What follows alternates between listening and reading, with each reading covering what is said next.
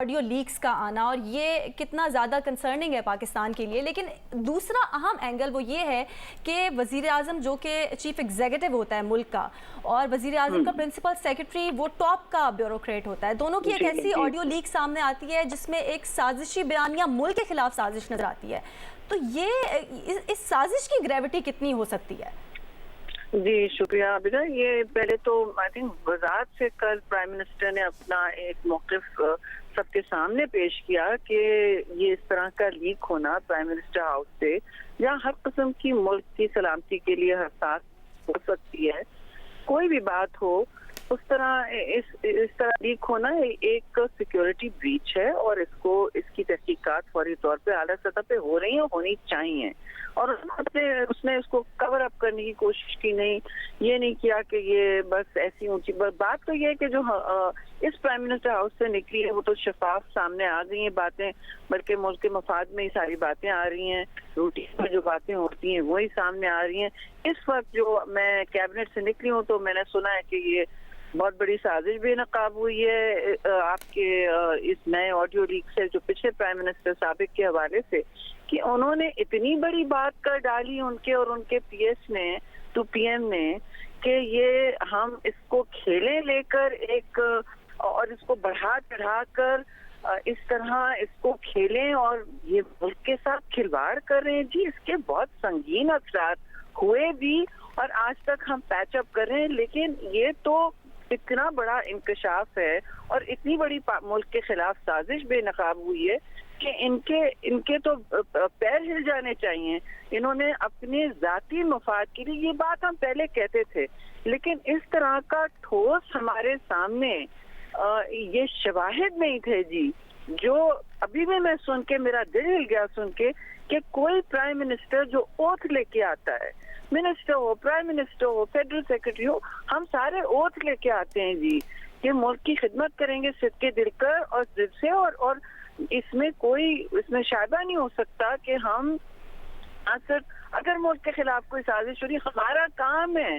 उसको खत्म करना, बजाय इसके हम खत्म करें, हम मुल्क को मुश्किलात से निकालें और इस तरह के गड्ढों में से धकेलने से हम अपने आप कुर्बान कर डालें। देखिए हमें अपने आप को कुर्बान करना होता है मुल्क के लिए, बजाय इसके कि हम कुर्बान करें मुल्क को अपनी अना, अपनी सियासी जात और अपनी बेटी, ये आप कर रहे हैं अपनी सियासत को चमकाने के लिए कि जी केबल आया है, इसको साजिश बनाएं और इसको खेलें उसको लेके, और ताकि मुल्क अकेला खड़ा रह जाए कठेरे में और आप कहते रहें कि जी देखिए मुझे निकालने के लिए ये साजिश हुई है। ये नहीं कि आपको आईन और कानून और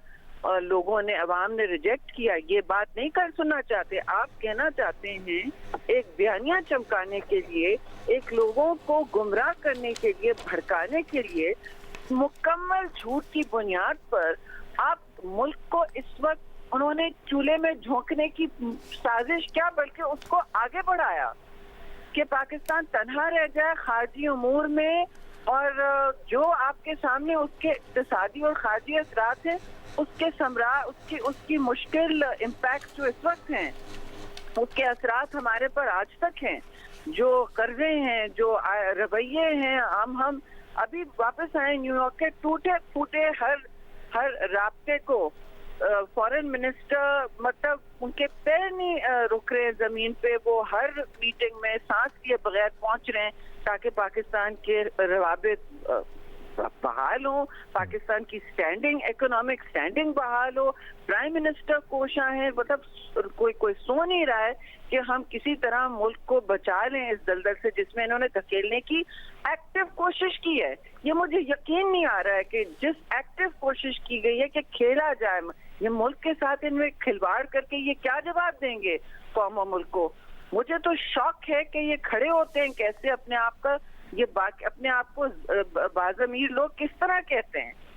ये क्या समझते हैं सियासत का। ठीक है, सियासत में बड़ी आलूदगी आ गई होगी, मैं आपसे बिल्कुल अग्री करती हूँ, बहुत से काम सारी जिंदगी 70 साल गलत हुए होंगे, लेकिन ये काम किसी ने आज तक नहीं किया, ये पुल किसी ने पार नहीं किया, ये सुर्ख लकीर किसी ने क्रॉस नहीं की। ये नेशनल ट्रेचरी है, आई एम वेरी सॉरी। ये बहुत अहम बात है और संगीन इसके असरात हुए हैं मुल्क पर, और इसको इन्वेस्टिगेट इसी लेवल पर होना चाहिए, इन्वेस्टिगेट होना चाहिए। और जिस तरह आप बात भी कर रही हैं शहरी रहमान साहिबा के, जो ये गुफ्तगू, ये साजिशी गुफ्तगू सामने आई और इसमें जिस तरह कहा जा रहा है कि बस सिर्फ खेलना है, सिर्फ ये खेलना है कि उसके ऊपर एक तारीख पहले से थी, ये बात, और जिस तरह पहले हमारे सीनियर सहाफ़ी तजियाकार भी इस पर अपनी राय दे रहे थे कि ओवरऑल इम्पैक्ट पूरी दुनिया पर, इंटरनेशनल आपका इमेज क्या गया, पाकिस्तान अमेरिका ताल्लुकात पर बहुत असर पड़ा।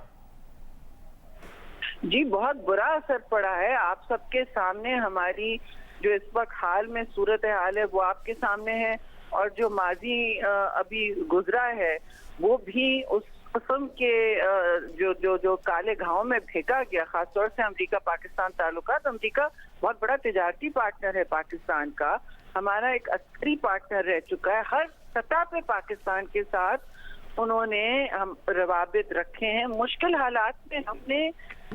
बगैर झगड़ा किए मुल्क को दलदल से निकाला है। इन्होंने अपनी जात के लिए अमेरिका के साथ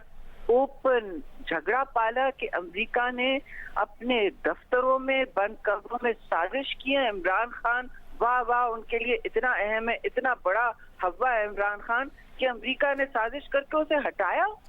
ये क्या खेत की मूली है अमेरिका के लिए। शर्म आती है ये बात सुन के कि ये अपने आप को इतनी इम्पोर्टेंस भी दे रहे हैं, लेकिन इम्पोर्टेंस तो छोड़े, आपने मुल्क के खिलाफ एक्टिव साजिश की है अपने आप को हीरो बनाने के लिए, क्योंकि आप इतने जीरो हो चुके थे ग्राउंड पर, और आप ये आप कुछ भी करने तैयार हैं। अब लगता है कि अब कुछ नहीं रहा, मगर ये मुल्क को बेचने तैयार है, मुल्क की साथ बेचने तैयार है, मुल्क के खिलाफ कुछ एक्टिव साजिश करने को तैयार है।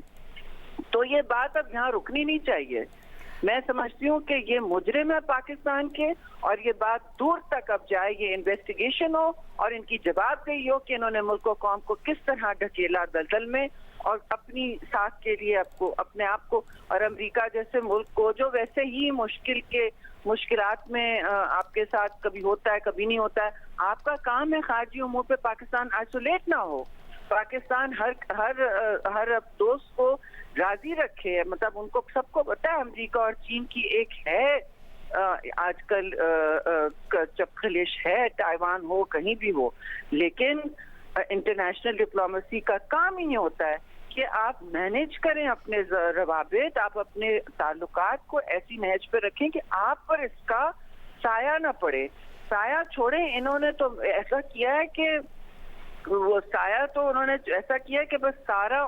पाकिस्तान पर ऐसा काली घटा छाए अपने आप को बचाने के लिए कि बस वो बच जाएं और हम तूफानों की लपेट में आ जाएं, खारजी तूफान हो, इक्तिसादी तूफान हो, और आप कहें खड़े होके कहें कि देखो मैं सीना ठोके कि मैं कितना बड़ा हीरो हूँ, देखो मेरे लिए अमेरिका ने साजिश की मुझे निकालने के लिए।